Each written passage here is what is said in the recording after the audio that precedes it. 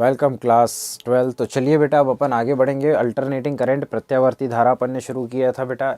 इसका एक introduction video जिसमें अल्टरनेटिंग करंट और डायरेक्ट करंट मतलब दिष्ट धारा और जो आपकी प्रत्यावर्ती धारा है बेटा, इसके बारे में हमने क्या कर लिया था, बहुत अच्छे से डिफरेंस करके देखा था। ठीक है, तो उसको प्लीज़ नोट करिएगा, एग्ज़ाम में पूछा जाता है उस टाइप का क्वेश्चन। क्लियर।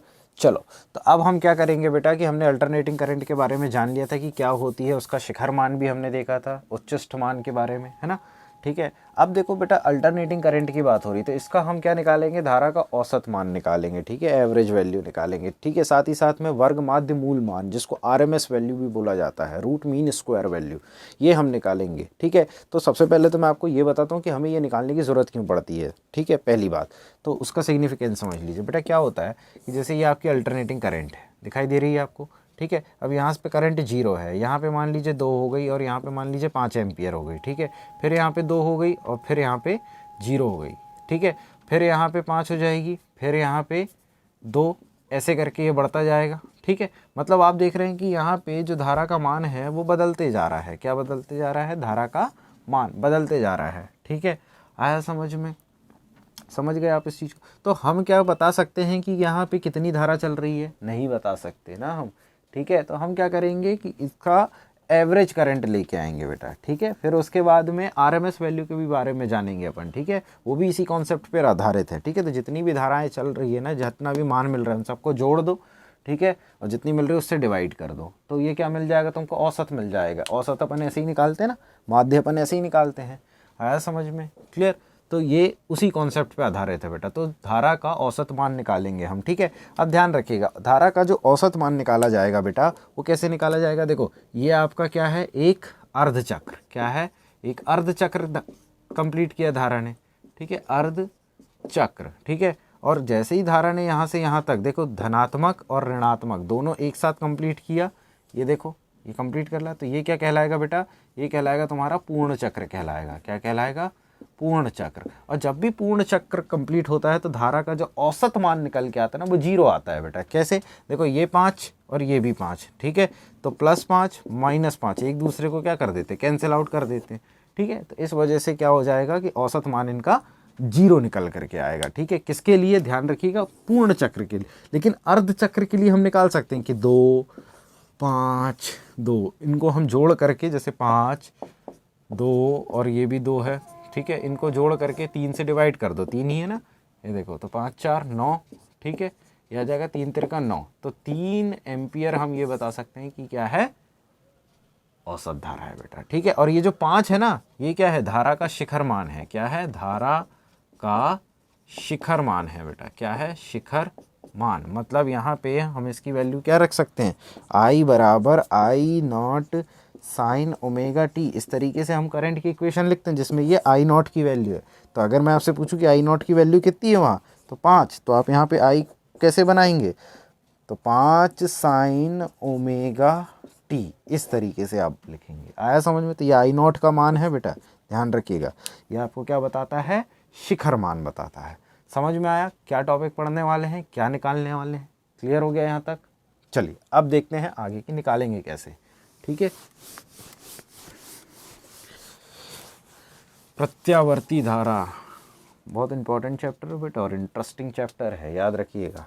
ठीक है, चलिए अब आगे बात करते हैं अपन कि माना किसी क्षण प्रत्यावर्ती धारा का मान I और I0 साइन ओमेगा टी है। ठीक है, तो धनात्मक अर्ध चक्र में 0 से पाई तक, धनात्मक अर्ध चक्र की बात कर रहे हैं क्योंकि निकलेगा अर्ध चक्र, पूर्ण में तो 0 आ जाएगा। ठीक है, अर्ध चक्र की बात कर रहे हैं, तो धारा का औसत मान हम निकालने वाले हैं। ठीक है, तो बेटा एक चीज़ याद ध्यान रखिएगा कि माना dt समय में dq आवेश प्रवाहित कराने पर प्रवाहित होता है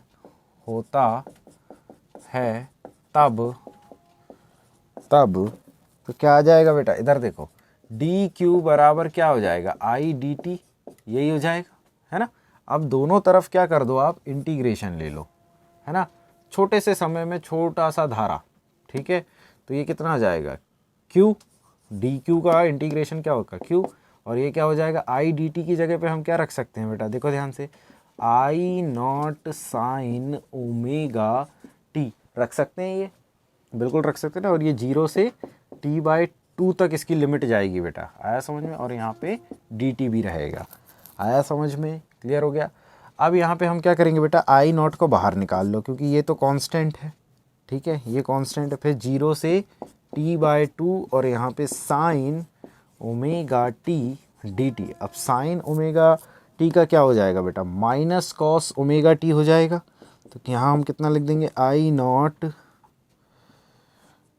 minus cos omega t divided by, बेटा अपॉन में कितना आ जाएगा, ओमेगा आ जाएगा, क्योंकि यहाँ पे देखो ये ओमेगा टी लिखा हुआ है ना, ओमेगा टी अपॉन ओमेगा, और लिमिट क्या आ जाएगी 0 से t/2, ठीक है। ये इंटीग्रेशन होता है बेटा, समझिएगा, ठीक है। कॉस ए टी का तो डिवाइडेड बाय ए आता है ना, ठीक है। चलो आगे देखें, आगे क्या है। अब यहाँ पे upper limit minus lower limit रख दो, तो कितना हो जाएगा हमारे पास में, आई नॉट और अपॉन में ओमेगा भी बाहर निकाल लो, ठीक है, माइनस भी बाहर निकाल लो, इस माइनस को भी रख लो, ये रहा माइनस, ठीक है। तो अब इधर देखो, कॉस ओमेगा टी, तो ओमेगा टी की जगह पे क्या रखोगे, ओमेगा कैपिटल t/2 ये रख दो, ये ठीक है, इतना रख दोगे। और क्या रख सकते हो, और कुछ रख सकते हो क्या, और तो कुछ नहीं रख सकते, है ना।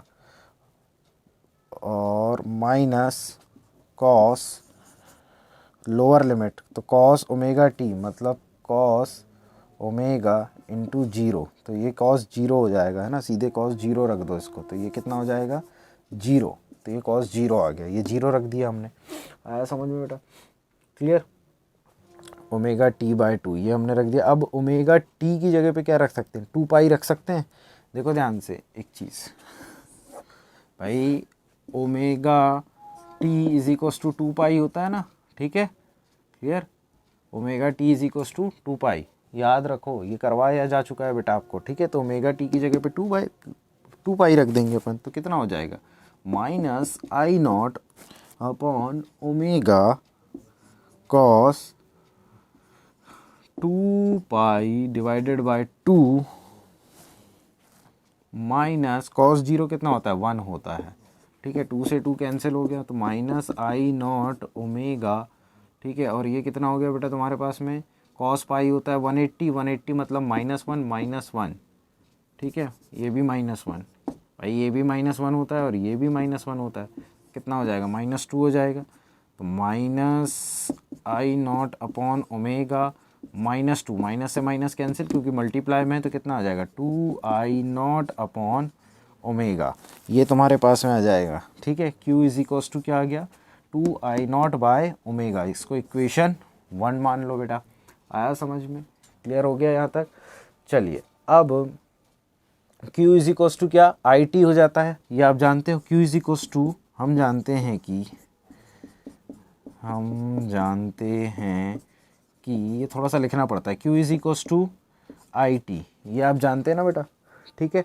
तो यहाँ पे टाइम कितना है, t/2 है, तो t/2 ये रख दो, और Q की यहाँ पे इक्वेशन रख दो, इसको इक्वेशन नंबर 2 मान लो, और फ्रॉम इक्वेशन 1 और 2 फटाक से इतने का स्क्रीनशॉट लो, फिर आगे बताते हैं आपको, ले लिए।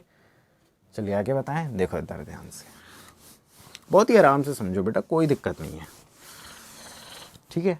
चलिए अब इधर देखिए, तो Q की जगह पे हम ये रख सकते हैं 2I0, और क्या रख सकते हैं भाई, अच्छा हाँ, ये जो रहता है ये I एवरेज का रहता है बेटा, याद रखिएगा, I एवरेज ये रहता है, ठीक है।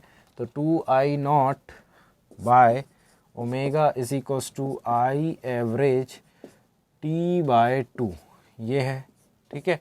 तो अब क्या करो, हम कुछ कर सकते हैं क्या अपन, बिल्कुल कर सकते हैं, इस 2 को यहाँ लेके जाओ तो 4I0, ठीक है, ये हो जाएगा तुम्हारे पास में, क्लियर।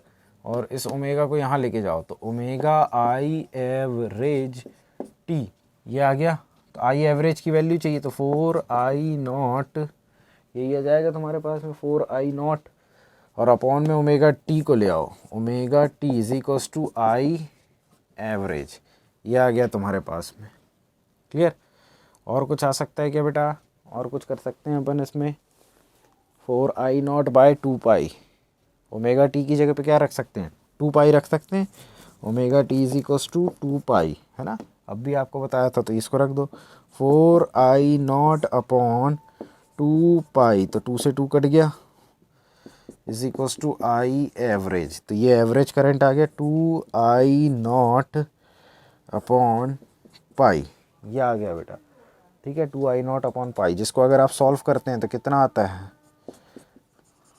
बताइए, तो आई एवरेज, इसको सॉल्व करिए तो 0.67 ये आ जाएगा बेटा, 637 है ना, 637, ठीक है। और मल्टीप्लाई में I0 2/पाई को, ठीक है, सॉल्व करते, पाई का मान अगर रखते हो 3.14 तो कितना आ जाएगा, आई एवरेज, ये आ गया तुम्हारे पास एवरेज करंट। अब क्या है कि जैसे अगर ये आई एवरेज आया ना, वैसे ही आपका क्या आएगा, वी एवरेज भी आ जाएगा। तो यहाँ पे वी एवरेज भी देख लीजिए कि वी एवरेज किस तरीके से आएगा, भाई करंट है तो वोल्टेज भी तो आएगा ना, तो देखो इधर ध्यान से, वी एवरेज,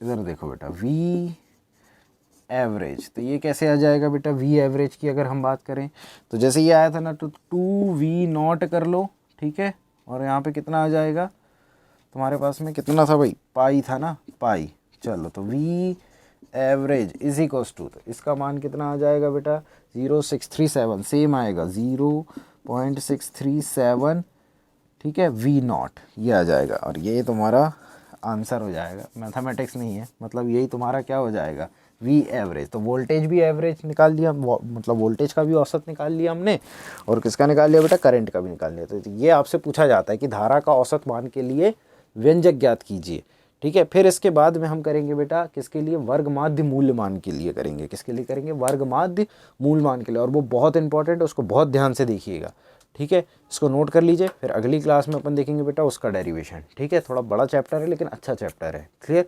तो प्लीज़ इसे नोट कर लीजिए, करिए इसे नोट।